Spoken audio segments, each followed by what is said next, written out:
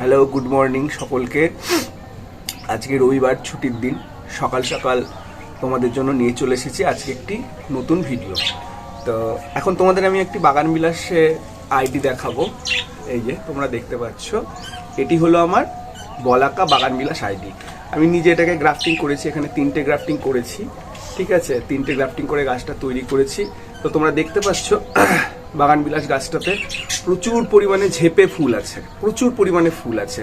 তো তোমরা যারা বাগান বিলাস করো, গাছে মিক্সড খাবার দিয়েছো কিন্তু গাছে এখনো ফুলের দেখা পাচ্ছ না, তো সেই গাছগুলোতে কিভাবে ফুল আনবে, প্রচুর পরিমাণে ফুল আনবে, সেই নিয়েই আজকে আমি ভিডিওতে আলোচনা করব। তো তার জন্য এই যে দেখো, এখানে আমার একটা ছোট্ট 21 জুয়েল ইয়ালো এই একটা আইডি গাছ নিয়েছি। এই গাছটা বেশি দিন হয়নি, আমি কাটিং থেকে তৈরি করেছি। তো এই গাছটাতে কিন্তু এখনো ফুল আসেনি, আমি মিক্স খাবার দিয়েছি। তো এই গাছটাতে আমি ফুল নেব। তো ফুল নেওয়ার ক্ষেত্রে আমি কি কি ব্যবহার করব সেটাই তোমাদেরকে আজকে দেখাবো। এই যে দেখো, ভিডিওতে তোমরা দেখতে পাচ্ছ এটি ফার্টিম্যাক্স কোম্পানি, ঠিক আছে, 0050 দেখা যাচ্ছে কিনা, এই যে দেখো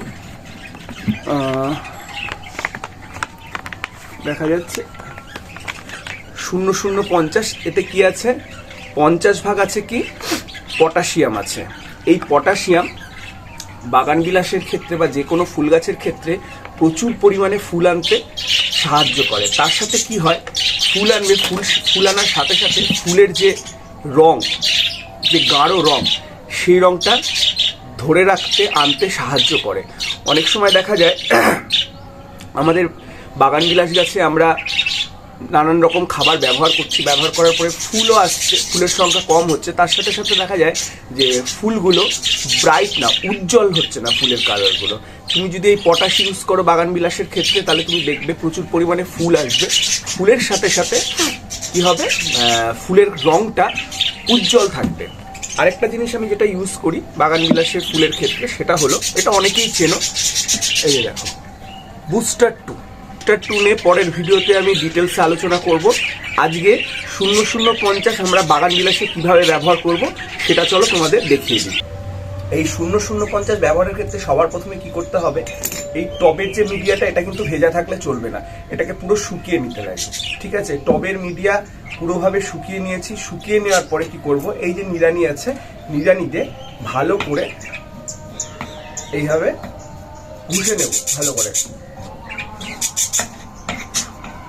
সুন্দরভাবে টবের চারিপাশ এভাবে ঘুষে নিয়ে, আর এই যে 0050 এনপিকের কথা বলেছিলাম, এটা আমি কি করেছি, আমি এই কৌটার মধ্যে ঢেলে রেখেছি। তো এখান থেকে আমি, এটা যেহেতু একটা 6 ইঞ্চি টব, ঠিক আছে, এখানে আমি এটা,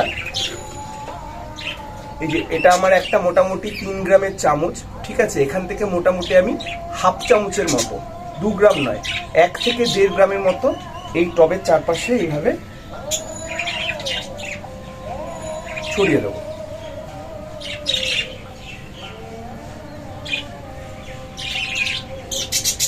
ছড়িয়ে দিয়ে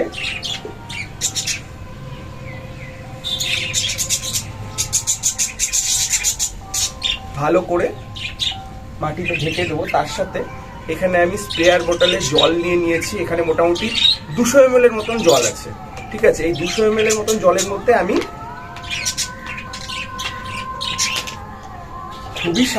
খুবই সামান্য পরিমাণ, প্রায় বলতে পারো তোমার হাফ গ্রামের মতন, এই হাফ গ্রামের মতন এর মধ্যে নিয়ে নেব। নিয়ে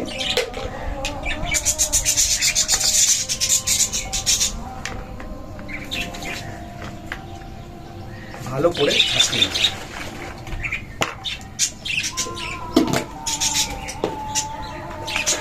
ভালো করে ঝাঁকিয়ে নিয়ে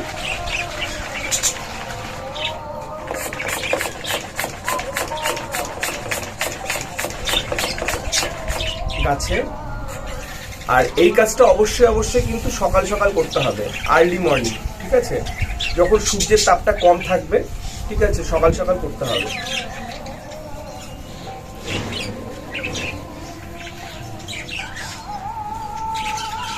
ভালো করে স্প্রে করে দেওয়ার পরে, আমার যেহেতু অন্য কোনো গাছ নেই দেওয়ার মতন, বাকি জলটা কি করব, টবের গোড়াতে ভালো করে ঢেলে দেবো। তোমাদের যাদের বাগান বিলাস গাছে এখনো ফুল আসেনি তারা আমার এই টিপসটা ফলো করতে পারো। কমেন্ট করে জানাবে আমার ভিডিওগুলো কেমন হচ্ছে। ভিডিও ভালো লাগলে অবশ্যই ফলো দিয়ে পাশে থাকবে। সবাই ভালো থেকো, টাটা।